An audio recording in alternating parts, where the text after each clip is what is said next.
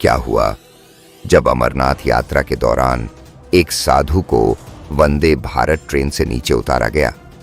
फिर जो चमत्कार हुआ उसे सुनकर आपके भी रोंगटे खड़े हो जाएंगे और आप भी हर हर महादेव के नारे लगाने लगेंगे।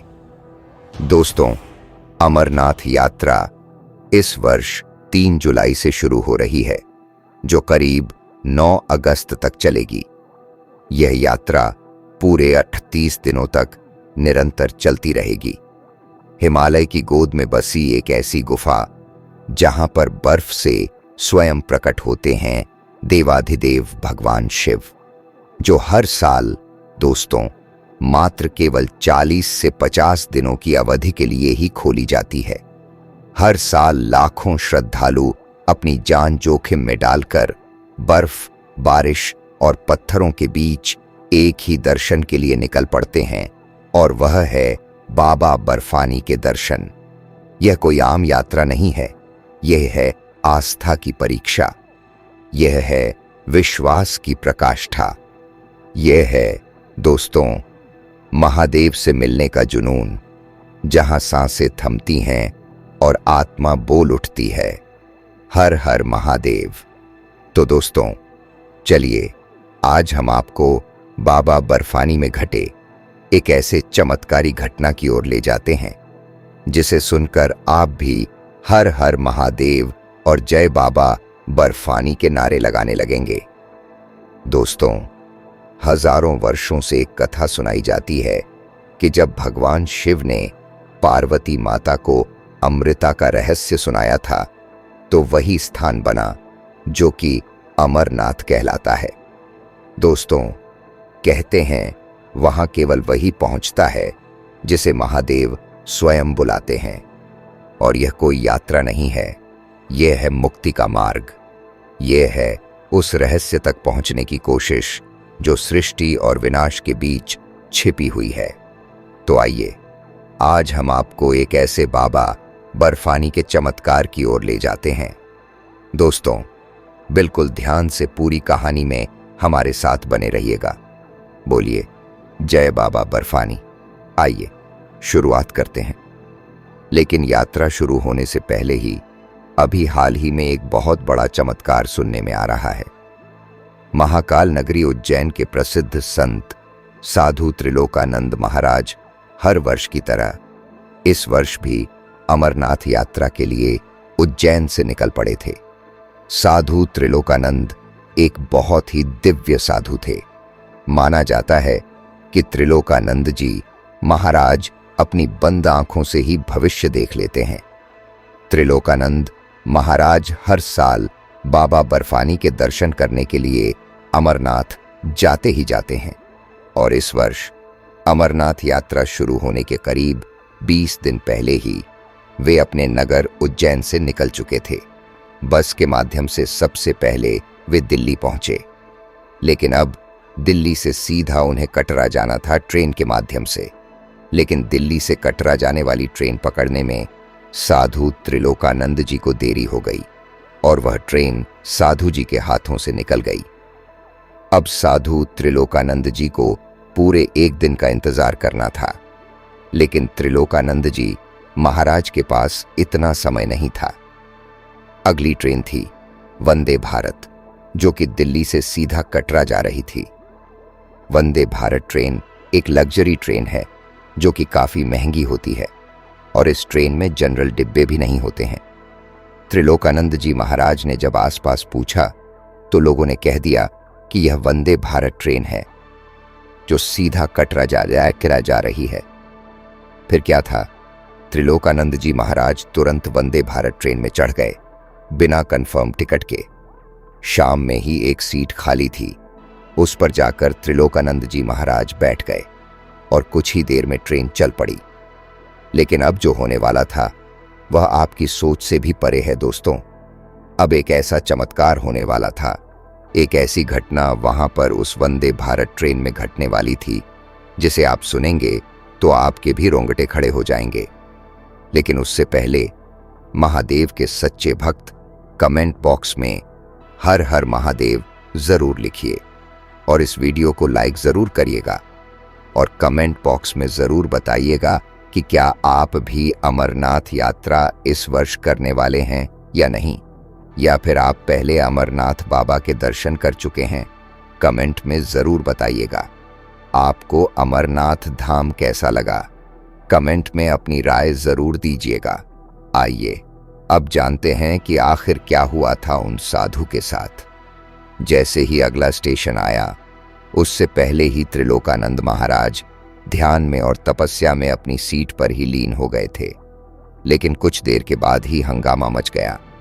एक मुस्लिम युवक अगले ही स्टेशन पर वंदे भारत में चढ़ गया।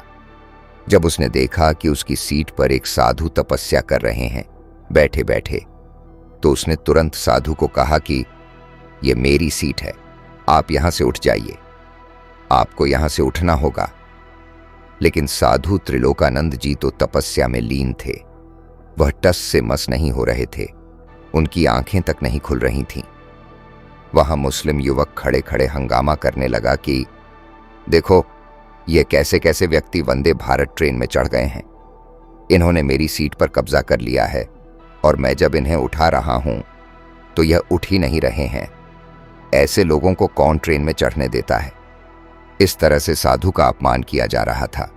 इतने में ही वहां पर बहुत सारी भीड़ खड़ी हो जाती है और टीटी भी आ जाता है, और वहां पर कुछ पुलिस वाले भी आकर खड़े हो जाते हैं। जब पूछा जाता है तो वह मुसलमान व्यक्ति पुलिस को कहता है, ये मेरी सीट है और मेरी सीट पर देखो, ये साधु बैठकर तपस्या कर रहा है। और इस तरह से नई नई बातें बनाकर हंगामे करने लगता है। इसके बाद जब पुलिस वाला उन साधु महात्मा को धीरे से जगाने की कोशिश करता है, तो भी वह साधु महात्मा अपनी तपस्या से बाहर नहीं आते हैं। सभी लोग चिंतित थे कि आखिर यह साधु तपस्या से बाहर क्यों नहीं आ रहे हैं। त्रिलोकानंद जी दिखने में बहुत ही दिव्य साधु थे, लेकिन वह मुसलमान व्यक्ति उन्हें ढोंगी कह रहा था कि यह सब तो इनका नाटक है, सीट पर बैठने के लिए यह ऐसी हरकत कर रहे हैं। इसके बाद मजबूरन पुलिस अधिकारी और ट्रेन के टीटी को साधु का हाथ पकड़कर उन्हें जगाना पड़ा। साधु तुरंत अपनी तपस्या से बाहर आ जाते हैं, और वे जैसे ही बाहर आते हैं तो अपने सामने यह सब देखते हैं और कहते हैं, क्या हुआ बताइए। साधु त्रिलोकानंद जी कहते हैं, बताइए क्या हुआ। तो वह पुलिस वाले कहते हैं, आपने इनकी जगह पर क्यों कब्जा कर रखा है, यह आपकी जगह नहीं है। आपकी टिकट कहाँ है, हमें बताइए। तो साधु कहते हैं, टिकट? कैसी टिकट? वह भी दूसरी ट्रेन की। जब वह ट्रेन की टिकट टीटी चेक करता है तो कहता है, यह तो वंदे भारत ट्रेन है, आप गलती से इस वंदे भारत ट्रेन में चढ़ गए हैं, आपको इस ट्रेन से उतरना होगा। तो साधु महाराज कहते हैं, तुम कैसी बातें कर रहे हो, मुझे अमरनाथ बाबा के धाम जाना है और मुझे बिल्कुल भी विलंब नहीं चाहिए। मैं इस सीट से तो उतर जाऊंगा, लेकिन मैं चाहे तो नीचे बैठकर अमरनाथ बाबा की यात्रा कर लूंगा, लेकिन तुम मुझे इस ट्रेन से नीचे मत उतारो। लेकिन पुलिस अधिकारी और ट्रेन की मैनेजमेंट टीम ने ट्रेन रुकवाकर साधु को जबरदस्ती ट्रेन से नीचे उतार दिया। आसपास जंगल का इलाका था और एक छोटा सा स्टेशन था। उस छोटे से स्टेशन पर ही उस साधु को नीचे उतार दिया गया था। साधु महाराज कहने लगे, मुझे बाबा अमरनाथ के दर्शन करने हैं और तुम मुझे यहां पर उतार कर जा रहे हो। तुम बहुत गलत कर रहे हो। एक भक्त को अपने पिता, अपने शिव से मिलने में तुम विलंब कर रहे हो। लेकिन वे पुलिस अधिकारी और बाकी के लोग मान नहीं रहे थे। फिर क्या था, साधु को नीचे उतारा गया। सभी लोगों की भीड़ आसपास जमी थी। वापस से सभी लोग ट्रेन में गए। ट्रेन ने सायरन बजाया। वे साधु वहीं स्टेशन पर बैठकर वापस से तपस्या में लीन हो गए। सभी देख रहे थे कि यह साधु कैसे हैं, यहां उतारने के बाद भी तपस्या कर रहे हैं। इन्हें तो किसी की चिंता ही नहीं है। लेकिन अब जो होने वाला था वह सबकी सोच से परे था। सभी लोग ट्रेन में बैठ गए थे। सारे ऑटोमेटिक दरवाजे बंद हो चुके थे। ट्रेन सायरन मार रही थी और ट्रेन वापस चलने के लिए बिल्कुल तैयार थी, लेकिन ट्रेन चालू ही नहीं हो पा रही थी। करीब 10 मिनट हो गए ट्रेन चालू ही नहीं हो रही है। एक एक करके ट्रेन के सारे इंजीनियर इकट्ठा हो गए, ट्रेन का इंजन चेक करने लगे, लेकिन ट्रेन चल ही नहीं रही थी। करीब आधा घंटा हो गया, लेकिन ट्रेन चलने का नाम ही नहीं ले रही थी। सभी यात्री परेशान होने लगे, सभी यात्री हंगामा करने लगे। वहीं छोटे से स्टेशन पर सभी को विलंब हो रहा था, लेकिन ट्रेन आगे बढ़ने का नाम ही नहीं ले रही थी। और उधर साधु त्रिलोकानंद जी अभी भी तपस्या में लीन थे। सभी इंजीनियरों की टीम, पायलट की टीम ट्रेन का बारीकी से जांच पड़ताल कर रही थी, लेकिन कोई समस्या का निदान नहीं हो पा रहा था। करीब 1 घंटा हो चुका था, सब करने के बाद भी ट्रेन चल नहीं रही थी। उन्हीं इंजीनियरों की टीम में से एक व्यक्ति था जिसका नाम था महेश। महेश ने अपनी टीम वालों को कहा, कहीं उन साधु महात्मा के कारण ही तो यह ट्रेन आगे नहीं बढ़ पा रही है। कहीं उन्होंने ही तो तपस्या करके ट्रेन को रोक दिया हो।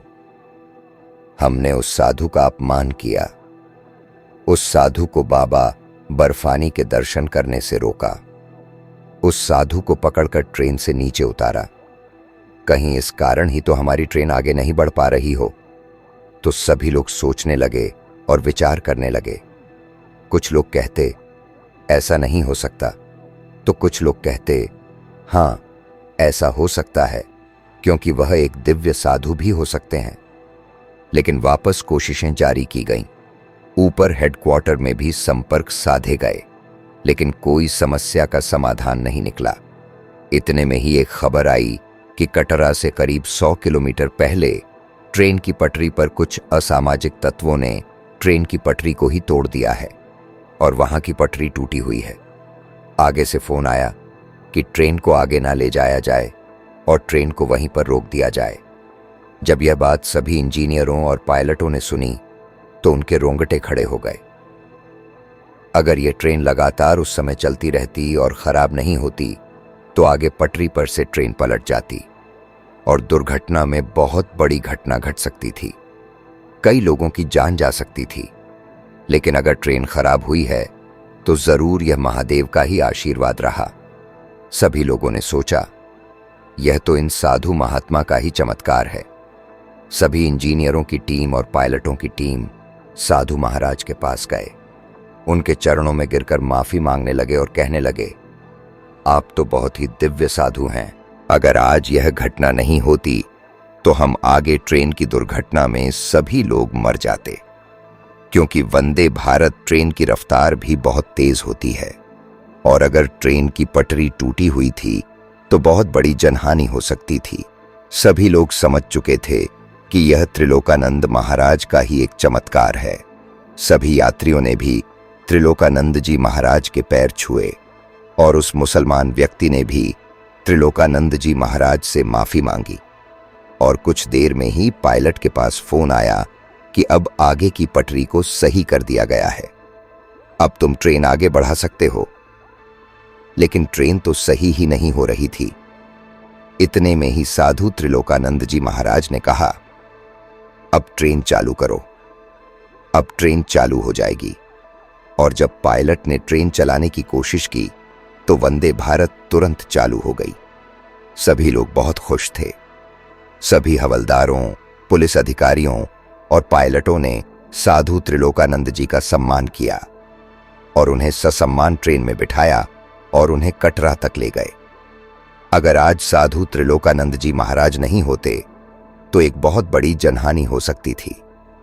इसके बाद कटरा पहुंचकर साधु त्रिलोकानंद जी महाराज का सम्मान किया गया। वहीं स्टेशन पर सभी लोगों ने साधु त्रिलोकानंद जी के चरण स्पर्श किए और इसके बाद साधु त्रिलोकानंद जी ने अपनी यात्रा की शुरुआत करी। सबसे पहले वे माता वैष्णो देवी के धाम गए। वहां पर दर्शन करके अपनी आगे अमरनाथ की यात्रा वह भी पैदल पैदल शुरू कर दी। तो दोस्तों, इस घटना से आपको क्या सीख मिलती है? क्या साधु त्रिलोकानंद जी महाराज ने सच में चमत्कार किया है या नहीं? कमेंट में जरूर बताइएगा। बाबा बर्फानी सभी की रक्षा करें, ऐसी हम कामना करते हैं। और दोस्तों, अमरनाथ यात्रा में बढ़ चढ़कर हिस्सा लीजिएगा। बाबा बर्फानी आप सभी की रक्षा करेंगे। अभी हाल ही में पहलगांव में घटना हुई, उसके बाद से सभी लोगों के मन में कई सारे संकोच आ रहे हैं अमरनाथ यात्रा को लेकर।